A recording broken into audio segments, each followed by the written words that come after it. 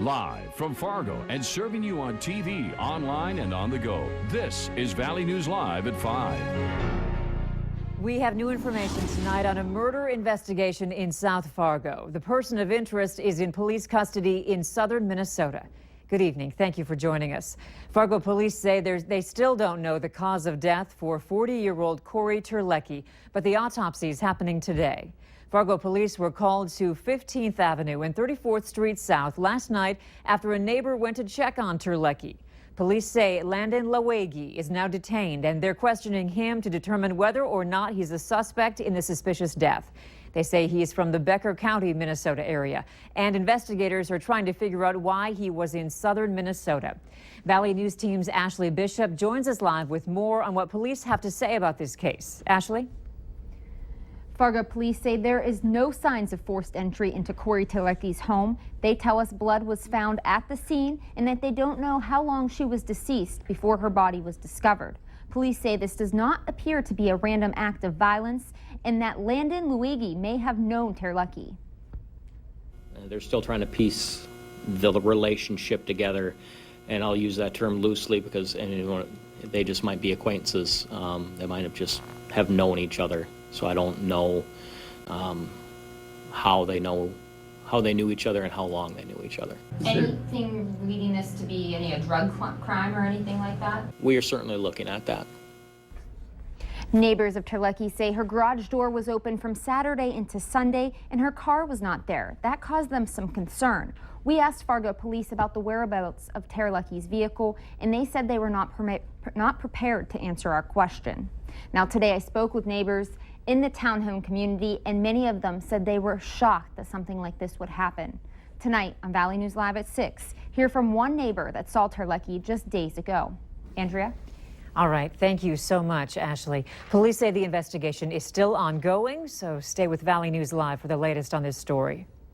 A new strategy is being used to fight the major drug problem in our communities. Authorities say one of those tactics is to add federal charges for dealers selling heroin and fentanyl on local streets. 4 new arrests were announced today. Brandon Bayer, Christian Harris, Tyrone Wilburn, and Chase Fliginger are facing multiple charges, federal charges that is, for allegedly selling fentanyl. Each could do 20 years in prison and pay $1 million fine. More arrests are expected, and investigators are still highly concerned about these drugs in the community. Fargo police will be reallocating 3 detectives to their narcotics unit to try and make headway on developing drug investigations. One person has minor injuries after breaking a window to escape a home that was on fire. The call came in around 2:15 this afternoon in North Fargo. The fire started outside of the house. By the time crews arrived on the scene, the fire extended to the porch and filled the house with smoke. 2 people were inside at the time. Both were able to safely escape, and neither was taken to the hospital. The cause of the fire is still under investigation. Quiet and a little warmer today, a good start to the week. Let's go over to Hutch Johnson to see what we can expect tonight. Hutch? Thanks so much, Andrea. We're starting the work week off after a chilly start, warming up nicely. The colors behind me illustrate that warmth is a little more robust from Williston through Bismarck and towards Pierce, South Dakota. Still some cool 50s in the Bemidji area as we head into our evening. Say the clouds aren't all bad. Look at this rainbow produced in Lake of the Woods County near Pitt. Beautiful shot, Rod. Thanks for uploading on ValleyNewsLive.com. There are a few hit and miss fair weather clouds that have fired up in the heating of the day. Nothing too substantial, and the radar's fairly quiet. And the coldest of the weather is shifting off to the east. That's where we do still see some frost advisories not far from the Brainerd area and east of Minneapolis, a freeze warning in Wisconsin. So we can wave goodbye to the freezing temperatures, but we will be cool tonight. So bring that light jacket out to soccer practice tonight. We'll be in the 50s with a light northeast breeze.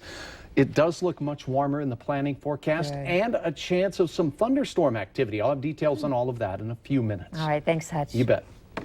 The Grand Forks Police Department is asking for your help in identifying 2 persons of interest in a case involving property theft. It occurred on Tuesday, May 10th at Schrader Middle School. If you have any information, you're asked to contact police. The wife of shooting victim Philip Costi says her husband is expected to make a full recovery. Costi was shot outside the Rusty Nail just as the bar was closing yesterday morning. He was life-flighted to Fargo, where he underwent surgery. Michael Spilde is being held in the Otter Tail County Jail on an attempted murder charge. A spectacular sight has returned to south central North Dakota, the Pelicans of Chase Lake. The lake is located 10 miles north of Medina, west of Jamestown. Several years ago, the white pelicans mysteriously all but disappeared. Now, as Valley News Team's Neil Carlson shows us, they've returned in record numbers. Back in 2004, tens of thousands of white pelicans mysteriously disappeared from this 12-acre island, their annual nesting site on Chase Lake. Experts still aren't exactly sure why. They say there could be a number of reasons, including disease and a lack of some of their usual foods. Nature is so dynamic and resilient. I mean, it throws us these curveballs and make us think that, oh my gosh, what happened to those birds? Where are they? What's going on? But then next year they bounce back.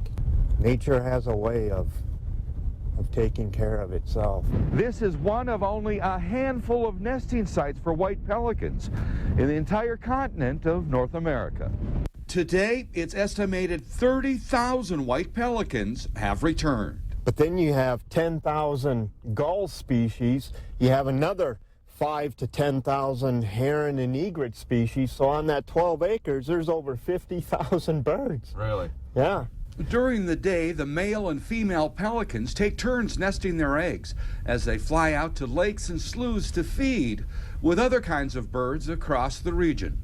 If you're a bird watcher or nature lover, it's a site that can take you back in time. All you hear is birds in the wind. I mean, it gives you a perspective of what our ancestors, saw and heard and noticed when they were coming out here. That's what makes it unique. It gives you a glimpse of what it was once like out here. From the Chase Lake National Wildlife Refuge near Medina, North Dakota, Neil Carlson, Valley News Live. If you'd like more information about the Chase Lake Refuge, or if you'd like to visit, we have more information online. Just go to valleynewslive.com and click on this story. People have just over a week to comment on the Minnesota DNR's final environmental impact statement for the proposed Fargo-Moorhead flood diversion project. In the statement, the DNR says a particular concern is how the project would impact the area upstream of the dam. The FM Diversion Authority is proposing 2 dams to protect the metro area from high water, one on the Wild Rice River and the other on the Red. You can read the DNR's statement at valleynewslive.com. Just click on this story. Travel through the FM area tonight through early tomorrow morning is liable to be a bit slower than normal. Some work on that massive I-94 reconstruction project at 8th Street in Moorhead moves to the interstate tonight, and that means 1 lane of traffic in each direction between 8th and 20th Streets. The work will start around 8 tonight and continue until 5 in the morning, just before morning commute gets going in earnest. And this isn't a one-night only deal. The Minnesota DOT says you'll be putting up with these lane closures for about 3 weeks. Many people know the refugee population is growing in Fargo-Moorhead, but what you might not know is that people here could be at risk for certain diseases, possibly brought by some of the new Americans. The Centers for Disease Control says tuberculosis is the leading cause of death from infectious disease worldwide, and many refugees are coming from countries where TB infections are widespread. Some doctors are now recommending everyone living in a resettlement area get tested for TB. Tonight on Valley News Live, 10 at 10, immigration and relocation reporter Bradford Eric walks you through the risks to your health. If you have some red clothing in your closet, you're being asked to wear it on Friday.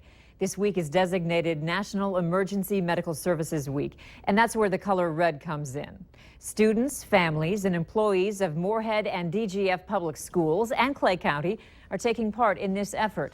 It's a way of thanking firefighters and others in the EMS field.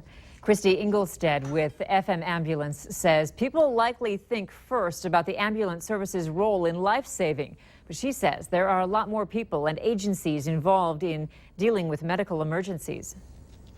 It's a thankless job. They work day and night. They might get called at 3 a.m. and they have to go respond. It's really a tough job, but we are so thankful that we have those people out there that do that.